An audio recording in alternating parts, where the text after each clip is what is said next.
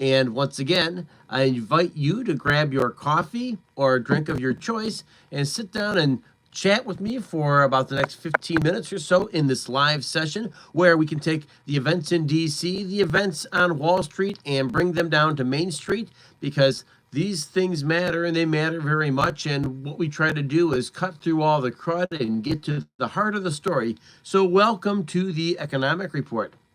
Sip of coffee. And just a reminder, if you're joining me here, don't forget to invite your friends here. This is something I really do want to make sure I'm constantly reminding people. If you think more people should be here at the Economic Report, go ahead, invite them. You have my permission. You have my permission also to drop comments in the chat section, because that too is a great way to communicate back and forth with me. And of course, I do respond to names. I do respond to good questions, which I oftentimes get. And of course, the other thing I do respond to, of course, is a like and a subscribe, because that takes this channel to a completely different level. So thank you for being here and participating today. So today we have 3 stories that we are covering, and we can go ahead and get into them a little bit right now. And of course, the President of the United States, hey, welcome to the Economic Report. Glad to have you here. We're covering the President of the United States. Of course, tariffs are ramping up quite a bit. And of course, the other day I described to one of our followers here when they had commented on one of the stories, they said, you know, there's constantly something going on from the White House. I'm like, yes, like no question about it. And maybe the best way to like really categorize what goes on at the White House is almost like a circus tent. That may be the best way to describe what goes on at the White House, because you see there's constantly some kind of action always taking place. And you could see that, you know, Trump very much is like the ringmaster, right? He's kind of got the hat on. He's the one running the show per se. But what's really happening is it's a 3-ring circus, right? There's constantly something new going on in each of the rings, right? Always being overwhelmed with entertainment. That's kind of what goes on at the White House. And I think this is another great story. Hey, welcome to the Economic Report. Glad to have you here. Make sure you drop a comment in the chat section, your name, a question. Make sure you hit like, and of course, subscribe. I will shout you on out with subscribes every single time. So welcome to the Economic Report. Getting back to the role Trump's playing, he constantly has a story that's coming out of the White House, right? He's kind of controlling the message, and very much so seems to run the show that way. Hey, welcome to the Economic Report. Thank you for joining me. Drop a comment. All right. Tanya, thank you very much. You are amazing. Thank you for subscribing to the Economic Report. People like you really do make a difference, and YouTube loves when you do that, and it doesn't cost you a cent, but it helps this channel out a ton, so thank you, Tanya. So anyway, we are in the Economic Report, and we're talking about Trump, really, how he's running the White House, and it's kind of important because we do constantly get information coming out of the White House, and I said that he's very much like a ringmaster at a circus. If you've been to the circus before, and you'll say that he's constantly has an announcement to make, he's constantly running the show, and what's happening is, in the meantime, there's an act constantly taking place in one of the 3 rings, right? Whether it's a Secretary of Treasury, Bessent, whether it's the Commerce Secretary, Lutnick, whether it is, hey, we're making relations with Russia, whatever it is, constantly pushing a narrative, constantly pushing a story. And I think there's something genius in it. Whether you agree with the politics or not doesn't have anything to do with it. But if you agree with the way business is conducted, you're constantly sending out more and more information, and the information really tends to be super like energized, right? You're controlling the story as opposed to having people come at you all the time. So you'll notice that big story that's coming out, of course, is that Trump plans on meeting with Putin face to face next week, which I think is absolutely incredible. He's been pushing very hard for this, and really hope to end that Ukraine-Russian war almost immediately, right? That was the big pledge. That was the big plan. And of course, he'll be the first to say, this wasn't my war. This is something I inherited when I got into office, but I want to solve it. It is senseless to see people getting killed.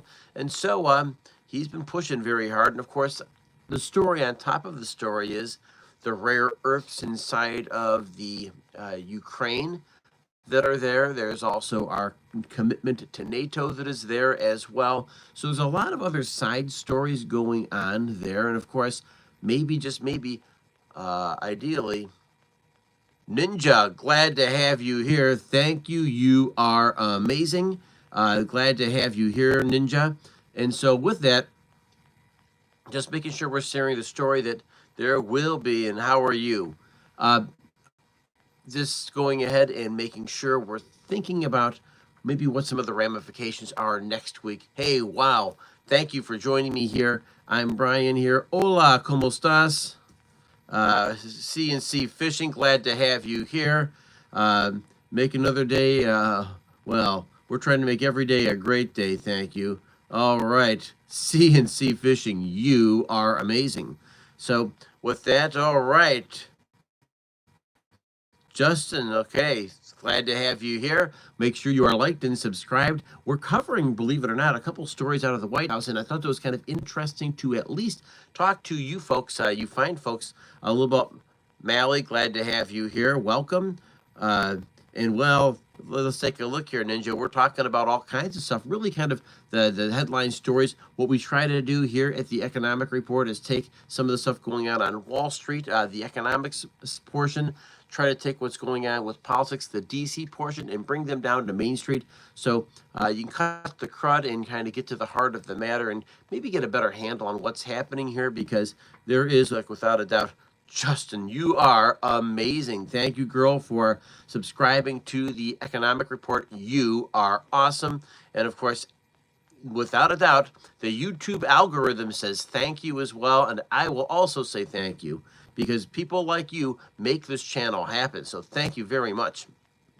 So story number 2, if we can go ahead and pivot to that, we will be covering a story about, my name is Abraham Lincoln. Well, that's absolutely amazing, right?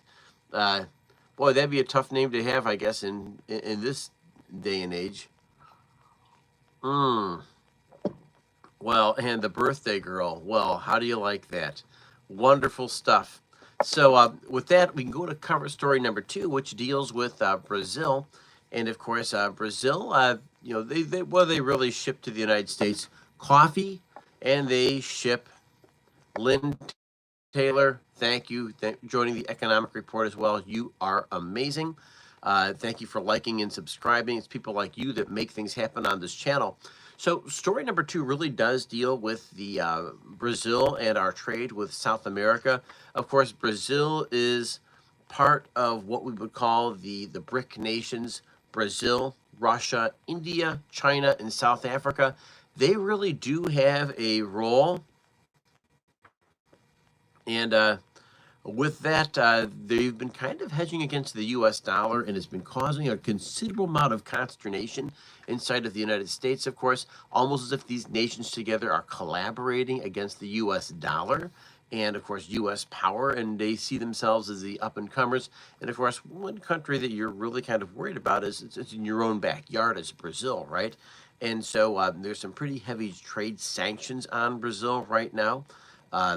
The president of Brazil doesn't even want to come to the United States because he believes it would be a humiliating experience from the president of the United States.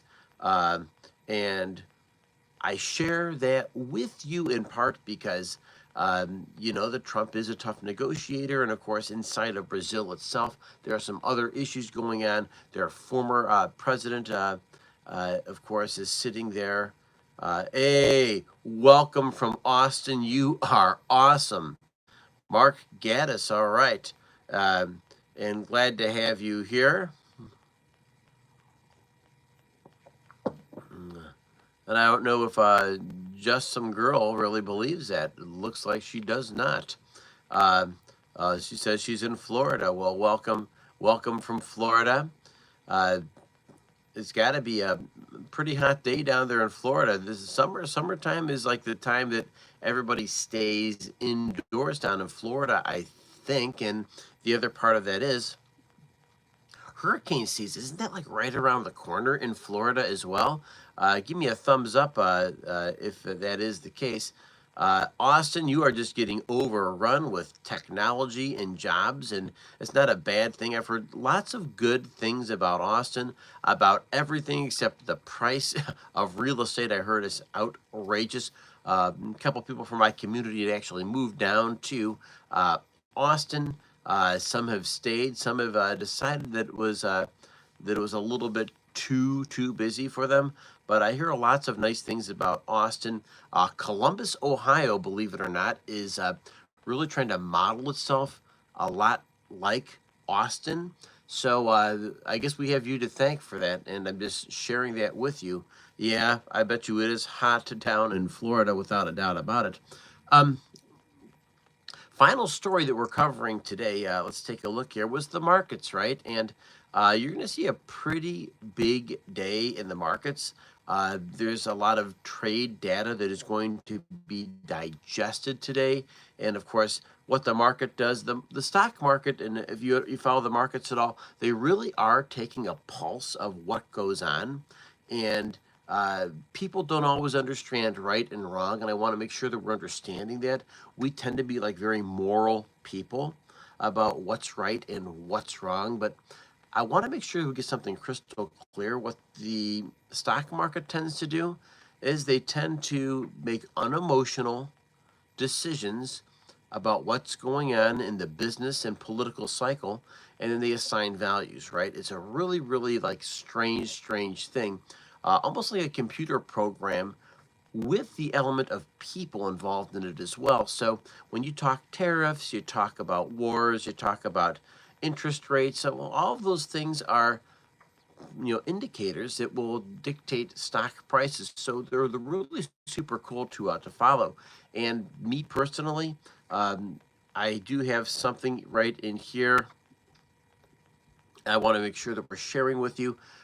These things are quite simple. One of them is that you obviously can follow a couple little things here. Don't get totally immersed in it, but being aware of the market and the returns of the market's always a good place to be, because I'm quite certain that people don't always understand right from wrong, but the universal language are numbers and money. So I share that with you. That's kind of what happens out on Wall Street. And of course, on your own home base, that's you, your neighborhood, your community. Make no question about it. People count, and people count very much.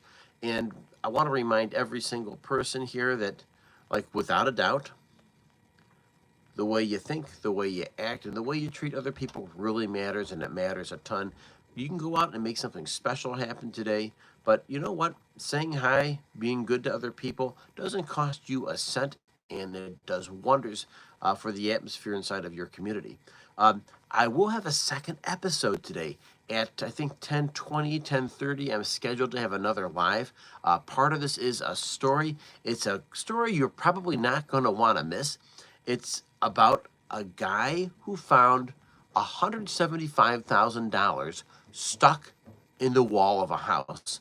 It's like the darndest thing you'd ever heard of before. And yeah, 175 grand. And so you say, well, how did the money get there? How long had it been there? And maybe the biggest question is, what did he do with it? Right? And folks, I would say, don't start putting holes in your wall. Chances are these are like one in a million stories, but they're good stories to share because there's a story within a story and another story within that story. So it's really going to be worthy of sharing. My name is Brian. I will be filling up my coffee cup. I'll go on my second glass of coffee just for you folks.